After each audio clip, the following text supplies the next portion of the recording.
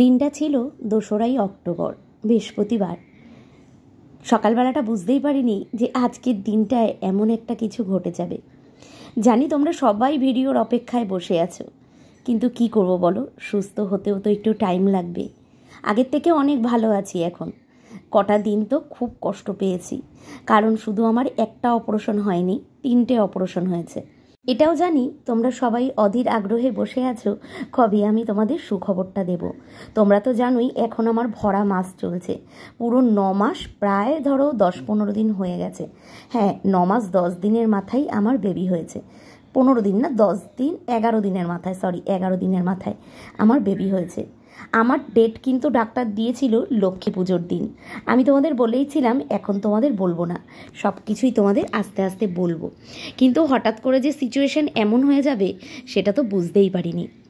লক্ষ্মী পুজোর দিন আমার ডেট ছিল, তো লক্ষ্মী পুজোর দিন যেহেতু আমি সব কিছু নার্সিংহোমে ব্যবস্থা করেছিলাম, কারণ হসপিটালে আমি দৌড়োদৌড়ি তো করেছিলাম, কিন্তু হসপিটাল আমার সেইভাবে হচ্ছে না, কারণ আমি যেই ডাক্তারের হাতে প্রথম থেকে শেষ অবধি দেখিয়েছিলাম উনি ছিল ছুটিতে। তো সেই কারণে পুজোর সময় উনি মানে হসপিটালে কিছু করতে পারবে না, তো আলাদাভাবে ওনার সঙ্গে কন্ট্যাক্ট করে আমি মানে প্রাইভেটে ব্যবস্থা করেছিলাম, নার্সিংহোমে ব্যবস্থা করেছিলাম। তো সেই নার্সিংহোমের নামটা তোমাদের জানালাম না, ঠিক আছে।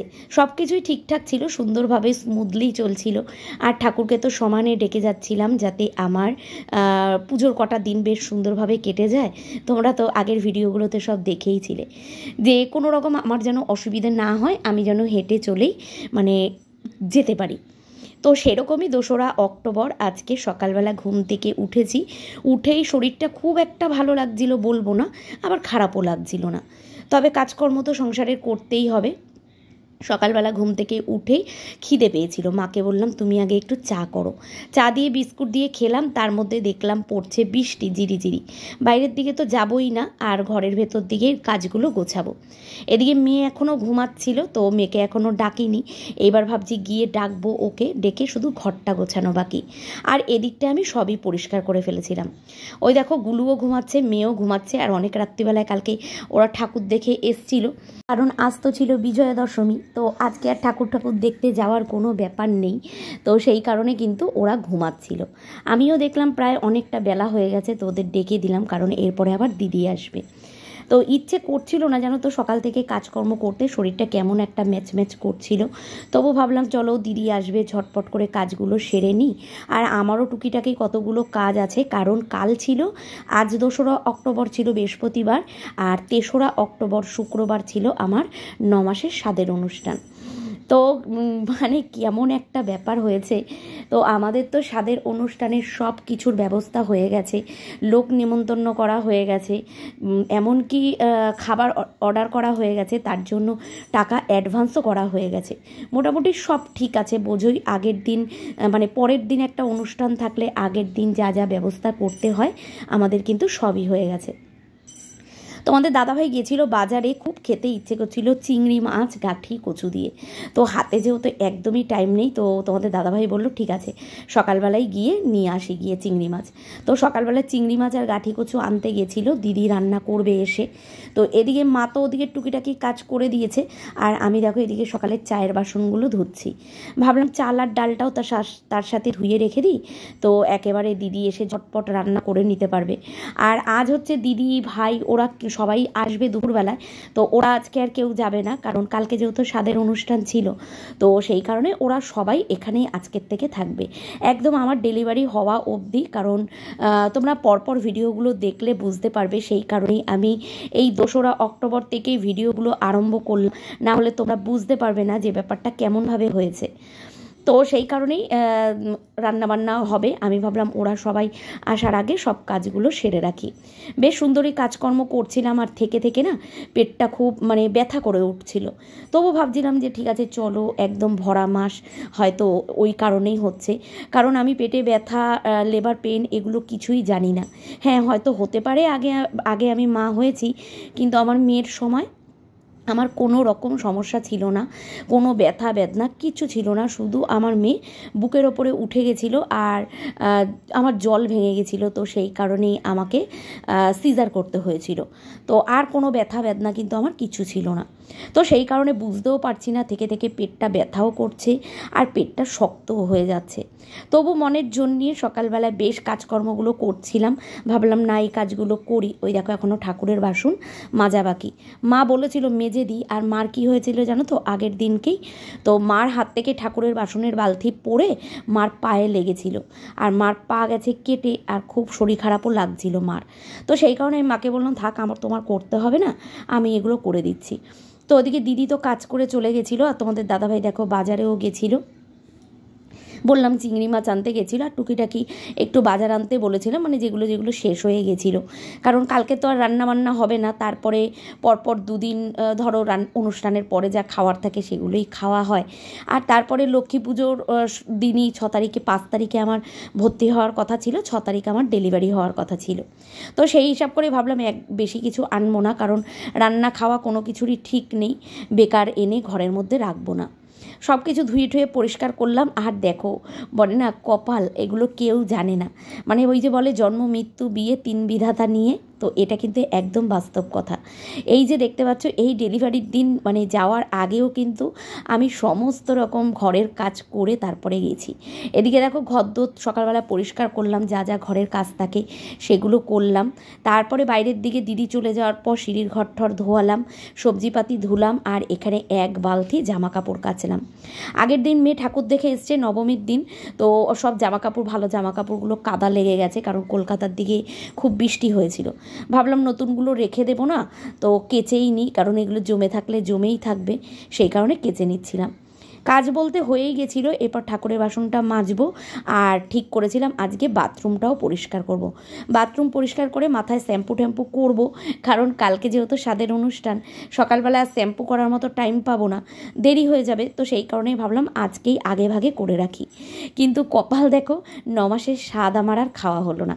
তো ভাই ওরা অনেক আশা করে বসেছিল জানো তো, সত্যি কথা বলতে 7 মাসের স্বাদটা আমার একদমই, ওই যে বলি না সবার জোড়াজুড়িতে আমি 7 মাসের স্বাদটা করেছিলাম, আর 9 মাসের স্বাদটা সত্যি কথা বলতে আমার খুবই ইচ্ছে ছিল যে আমি 9 মাসের স্বাদটা খেয়েই যাব, কারণ ভাই জয়ী ওরা অনেক অপেক্ষা করেছিল এই দিনটার জন্য। তো স্বাদের অনুষ্ঠানটা হবে, লোকজন আসবে, মানে বুঝতেই পারছো যা যা হয়, সব কিছুই খুব ইচ্ছে ছিল, সবার অনেক কিছু প্ল্যান করা ছিল, তো সব কিছুই মানে উল্টোপাল্টা হয়ে গেল। ওরা এখনও আসেনি, এইমাত্র ভাই ফোনও করেছিল যে ওরা সকালের টিফিন খেয়ে আসবে, কারণ রাত্রিবেলা ওরা ঠাকুর দেখে ওই জয়ীদের বাড়িতে ঘুমিয়ে পড়েছিল, আর সকালবেলা আসবে বলে। তো আমি এদিকে ঠাকুরের বাসনগুলো মেজে দেখো উপর করতে করতেই ভাই আর জয়ী দুজনেই চলে আসবে। তো আমার আর শরীরটা না দিচ্ছিল না, মনে হচ্ছিল এবার গিয়ে কতক্ষণে একটুখানি বিছানায় শোবো। তবু মনের জোর নিয়ে ভাবলাম না, এইটুকুনি কাজ যখন হয়েই গেছে বাথরুমটা আজকে পরিষ্কার করেই রাখি, কারণ এর পরে আবার কবে করতে পারবো কি পারবো না তার ঠিক নেই, করে রাখি। আর যেহেতু বিজয়া দশমী, তো সেই কারণে দেখো জয়ী দিদি ওরা সবাই ঠাকুর বরণ করতে যাবে, তো সেই কারণে ওরা মিষ্টি পান ঠান সব নিয়ে এসছে। আর এদিকে ভাইও চলে এসছে, তো জয়ীকে বললাম তুইও ঘরে যা, গিয়ে দেখ কি সবজিগুলো কাটতে হবে, কারণ ওই যে বললাম মায়ের পায়ে লেগেছে, মা শুয়ে আছে, তো সেই কারণে ও বসেছে সবজি কাটতে। ওকে বললাম তুই গাঁঠি কচুগুলো কাটতে থাক, আমি আসছি স্নান করে। তো ও দেখো এখানে বসে গাঁঠি কচুগুলো কাটছে, আর সবারই শুধু এই যে গল্পগুলো করছি, আর মানে পরের দিনের কি প্ল্যান হবে, কি সাজাবে, কি করবে না করবে, এই নিয়েই সব আলোচনা হচ্ছিল। বুঝতেই পারছো যে একটা অনুষ্ঠান থাকলে যা ঘরে আলোচনা হয় সেগুলো নিয়েই হচ্ছিল। জয়ী ভাই ওদের অনেক ইচ্ছে ছিল জানো তো, ওরা কেক অর্ডার করে ফেলেছিল, তো তারপরে সমস্ত কিছু সাজানোর জিনিস টিনিস কিনে নিয়ে চলে এসেছিলো, তো সব কিছু মানে কেমন যেন একটা ঘেটে গেল। যাই হোক দেখো এদিকে তো দিদিও চলে এসছে, আবার বৃষ্টি নামলো আমি কাজ করে যাওয়ার পরেই। তো দিদি এসে আবার দেখো এখানটা একটু ফিনাইল জল কেন দিচ্ছে জানো, বৃষ্টি তো নেমেইছে, তার সাথে সাথে একটা আমাদের এখানে একটা কুকুর পাগল হয়ে গেছে, মানে গায়ে ঘা হয়ে গেছে, পুরো সিঁড়ির ঘরে উঠে এসেছিলো। তো আবার দিদি একটুখানি ফিনাইল জল করে তো এখানটায় দেখো ধুয়ে পরিষ্কার করে দিল। আর এই যে নেমেছে বাইরে বৃষ্টি, সব জামা কাপড় তুলে আমি একেবারে ঘরে নিয়ে চলে এসেছি।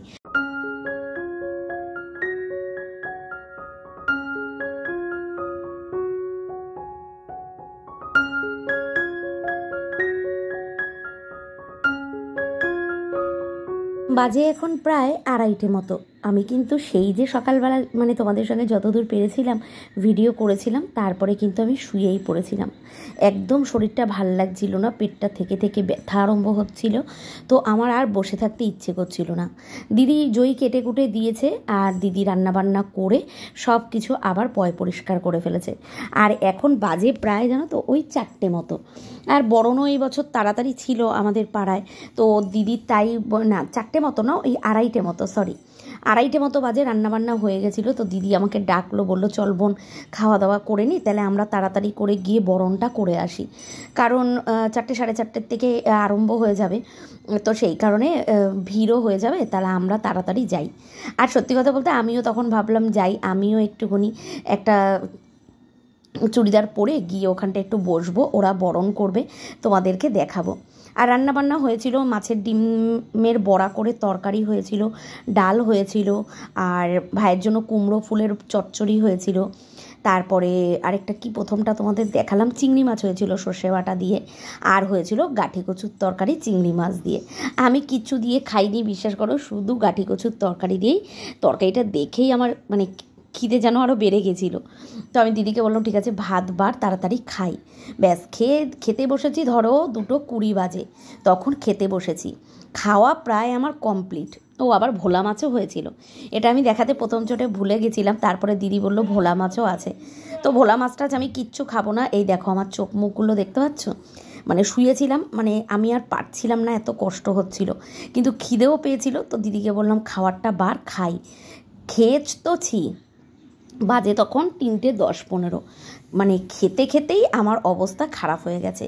মোটামুটি হাফ ভাত খেয়েছি, তারপরে দেখছি আর আমি খেতে পারছি না। তবু ওই যে বলে না, মানে এই সময় কিন্তু একটা খাওয়ার চাহিদা বেড়েই যায়। তবু আমি জোর করে খাবারটা খেয়েছি, মানে ফেলতেও ইচ্ছে করছিল না। খেয়ে দিয়ে গিয়ে তারপরে শুয়েছি।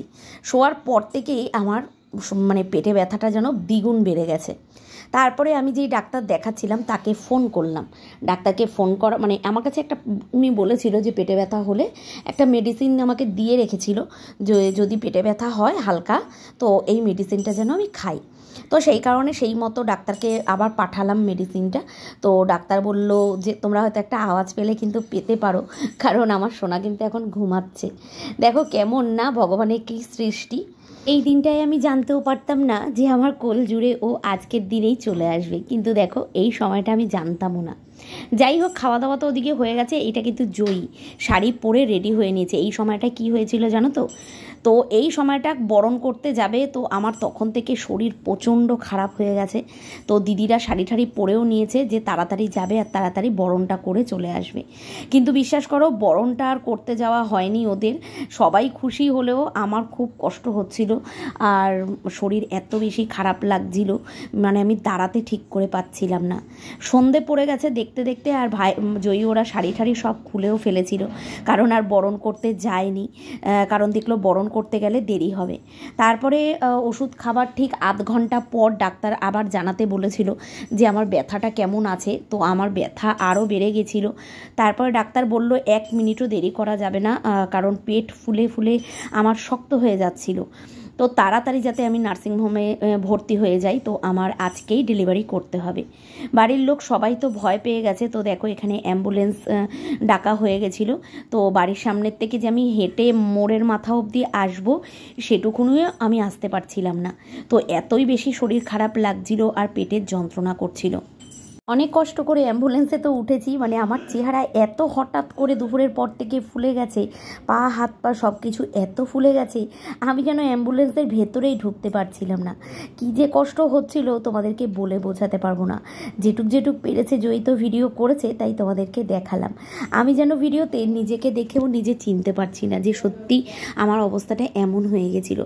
ঠাকুর প্রণাম করে তো বেরিয়ে গেছিলাম, কিন্তু বিশ্বাস করো যতই আমি দ্বিতীয়বারের মতো মা হই, কিন্তু এই সিচুয়েশনটা আসলে সবার গা হাত পা ঠান্ডা হয়ে যায়।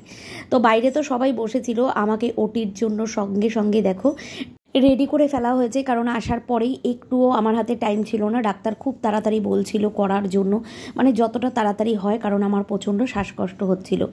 সবার সঙ্গে হাসি মুখে, যদিও বা আমি হাসি মুখ নিয়ে ঢুকেছি বিশ্বাস করো, কিন্তু ভেতরে ভেতরে আমার খুব টেনশান হচ্ছিল। তোমাদেরকেও একবার বাই করে দিলাম, জানি না মানে তখন আমার এরকম ফিল হচ্ছিল আদেও আমি সুস্থ অবস্থায় ফিরতে পারবো কি না। তারপরে তো গিয়ে ওখানে শাখা টাখা সমস্ত কিছু খুলতে হয়েছে, আর এমন হাত পা ফুলে গেছিলো শাখা খুলতে গিয়ে, শাখা ভেঙে গিয়ে আমার হাতও কেটে রক্ত বেরিয়ে গেছে। মানে খুব খারাপ একটা সিচুয়েশান হয়েছিল। আর এই সময়টা দেখো সবাই অপেক্ষা করছে বেবির জন্য, সবার কিন্তু মনে যেমন আনন্দ আছে সেমন তো টেনশান আছেই। ওই সময়টা আনন্দ ছিল, বেবি কিন্তু সুস্থভাবেই হয়েছে, কিন্তু ওই বেবি হওয়ার পরেই ডাক্তার এসে বাড়ির লোককে এমন কিছু কথা বলেছিল যেটা নিয়ে কিন্তু দেখো সবাই এখানে চিন্তায় পড়ে গেছে। কারণ বেবি হওয়ার পরেও কিন্তু 1.5 ঘন্টা, প্রায় 1.25 ঘন্টা ধরে আমার অপারেশন চলেছে। আমার আরও 2টো অপারেশন হয়েছে একসাথে, তো অবস্থা আমার ভালো ছিল না। তারপরে তোমাদের দাদাভাইয়ের সঙ্গে কথা বললো, যেহেতু হাজব্যান্ডের সঙ্গেই কথা বললো, বাড়ির লোক সবার সঙ্গে কথা বললো। তারপরে আবার বন্ডের সইও করতে হলো। এখানে দেখো সব কিছুর জন্য আবার ফর্ম ফিল আপ করতে হয়েছে, যেহেতু এগুলো তো জানার মধ্যেই ছিল না যে আমার ভেতরের এরকম অবস্থা হয়ে আছে। মেয়ে এত বছর আগে সিজারে হয়েছিল, তো সেইখান থেকে আমার ভেতরে পুরো ইনফেকশান ছড়িয়ে গেছে। কারণ তোমরা জানোই যে সেলাই ভেতরেও থাকে, শুধু কিন্তু ওপরে থাকে না। সেই সেলাই থেকে আমার নানা রকমের ইনফেকশান ভেতরে পুরো ছড়িয়ে গেছিল। তো ওটাকে ডাক্তারবাবু বলল যে সব কিছু ওটা ঠিক করতে হবে, না হলে পরবর্তীতে খুব অসুবিধা হয়ে যাবে, মানে ক্রিটিক্যাল অবস্থা হয়ে যাবে। তো সেই কারণেই কি করলো, তো বন্ডে সই করতে হলো, আবার নতুন করে সব কিছুর ফর্ম ফিল আপ হলো। আর আমার একেবারে লাইকেশনও আমি করিয়ে নিয়েছি, তো সেইগুলো সব কিছু মিলিয়ে মিশিয়ে আবার ফর্ম ফিল আপ করতে হয়েছিল। ওদিকে বেবিকে এখনও বার করেনি। এদিকে দেখো জয়ী, মেয়ে, ভাই, ওরা 3জনেই এদিকে দাঁড়ানো ছিল, কারণ ফর্ম ফিল আপ হচ্ছিল। তো সব কিছু করেছে, মেয়েই করেছে, জয়ী ভাই ওরা সাথে ছিল। মেয়ে ফর্ম ফিল আপ করেছে আর আশায় বসে আছে কখন ভাই কিংবা বোনকে দেখব। যাই হোক, খুব মানে ওকে বলেছিলাম নিয়ে আসতে না, কিন্তু বোঝোই মানে আনন্দ আর ধরে রাখতে পারছে না, ও বাড়িতে থাকলে নাকি ওর টেনশান হবে। তো এই দেখো সবার আগে কিন্তু ওই দাঁড়িয়ে আছে, আর এখানে তো কোনো ভিডিও অ্যালাউ নেই। তো যতটুকু পেরেছে একটুখানি স্কিপ মানে তুলেছে, কিন্তু ওরা যেই এসে দেখেছে ক্যামেরা অন, ওরা কিন্তু আর বেবিকে বার করতে চায়নি। তো তাই আর ভিডিও করা হয়নি, এই অবধি দিয়ে আজকের মানে ওই দিনটা শেষ করেছিল।